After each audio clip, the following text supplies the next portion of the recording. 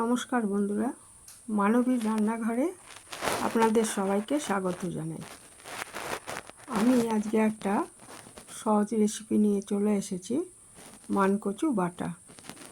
তো মানকচু প্রচণ্ড উপকারী, হজম শক্তি বাড়ায়, চোখের জন্য ভালো, ত্বকের জন্য ভালো, আর হচ্ছে এতে ভিটামিন সি, পটাশিয়াম, ম্যাগনেসিয়াম সমস্ত থাকায় এটা বলে যে ক্যান্সারের জন্য ভালো, ক্যান্সার রোগীদের জন্য ক্যান্সার প্রিভেন্ট করে, আর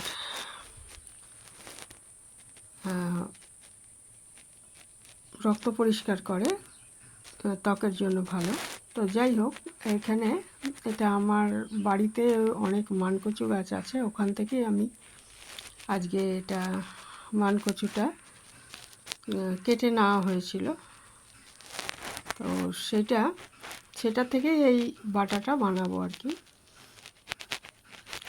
তো এর থেকে আমি এক টুকরো নেব, সেটার বানাবো আর কি। তো কেটে ধুয়ে একটুখানি রোদে রাখা হয়েছিল, তারপর এটার থেকে একটা টুকরো নিয়ে সেটা খোসাটা একটু মোটা করে ছাড়িয়ে তারপর একটু টুকরো টুকরো করে নিয়েছি।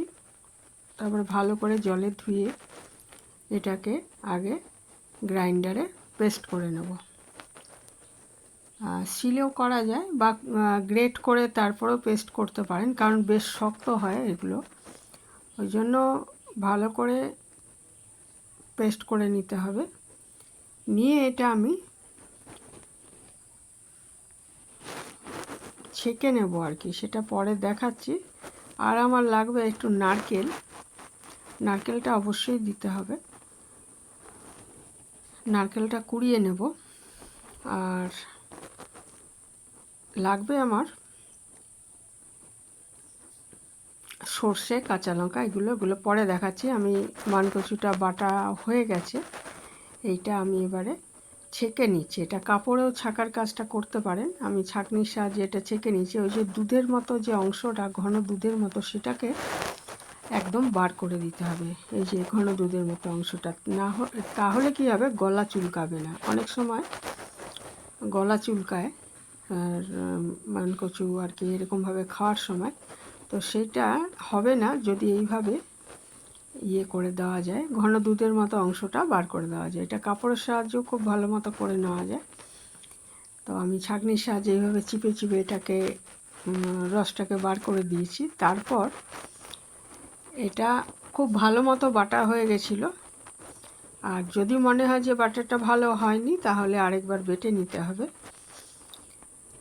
হ্যাঁ, আর ওদিকে আমি নারকেল আর কি কুড়িয়ে নিয়েছি, নারকেল কোড়া, 2 চামচ সর্ষে, এটাকে একদম বাদ দিয়ে দিতে হবে, ঘন দুধের মতো অংশটা।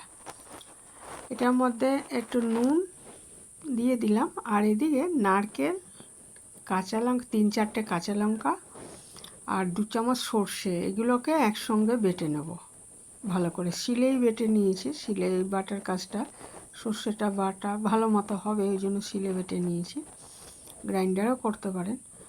তারপরে হয়েছে কি, আমি ওই মানকচু বাটার মধ্যে আমি নুন দিয়ে দিয়েছি পরিমাণ মতো, দিয়ে দিলাম একটু সর্ষের তেল, আর ওই যে সর্ষে, নারকেল আর কাঁচা লঙ্কাটা বেটেছি সেটা এবার এর সঙ্গে দিয়ে খুব ভালো মতো মাখিয়ে নিতে হবে। আর একটু খুব সামান্য এর মধ্যে মিষ্টি দেবেন, চিনি দেবেন, তাহলে ভালো লাগবে খেতে। আর যদি মনে হয় যে এটা দেবেন না চিনি, তাহলে সেটাকে স্কিপ করবেন। তাই এটা খুব ভালো মতো মেখে নিলেই আমার মানকচু বাটা তৈরি হয়ে গেল। গরম ভাতে অসাধারণ লাগে। আমাদের বাড়িতে মাকে দেখেছি এইভাবে ওল বাটতে, ওলটা বেশি করা হতো আমাদের বাড়িতে, ওল বাটাটা ঠিক এইভাবেই করা হতো।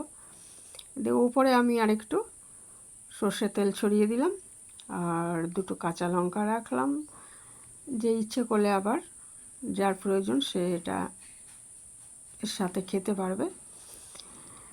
আর এমনি তো একটু ঝালঝালি ভালো লাগে এটা। এখানেই শেষ করলাম, ভালো থাকবেন সবাই।